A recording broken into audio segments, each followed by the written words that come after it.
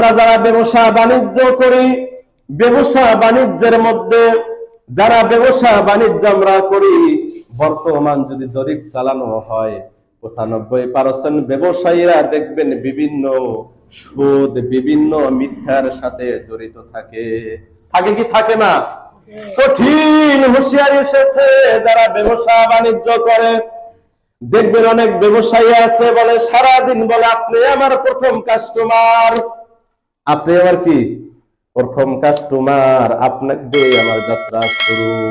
আছে না নাই? আছে না নাই? কত কাপড়ের দোকানদার দেখলাম পাশে থেকে দাঁড়ায় দেখলাম ব্যবসা বাণিজ্য করতেছে, কাস্টমার একটা একের পর আসতেছে, যাচ্ছে আসছে যাচ্ছে আসছে, তারপরে যদি আপনি যান বলবে আপনি আমার প্রথম কাস্টমার, জানমালটা এত দামে কেনা, এত দাম কম দিয়ে আপনাকে দিয়ে দিলাম, এত দাম কম দিয়ে কি দিয়ে দিলাম।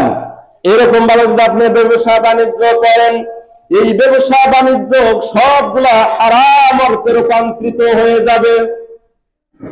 আপনি হারাম ভাবে উপার্জন করে যতগুলো হারাম অর্থ উপার্জন করবেন, আপনি তো একাই ভোগ করতে পারবেন না, দুনিয়ার সবাই আপনার আত্মীয় স্বজন ছেলে সন্তান সবাই ভোগ করবে, কিন্তু কিয়ামতের কাঠগড়ায় আল্লাহর আদালতে আপনাকে একাই দাঁড়াতে হবে।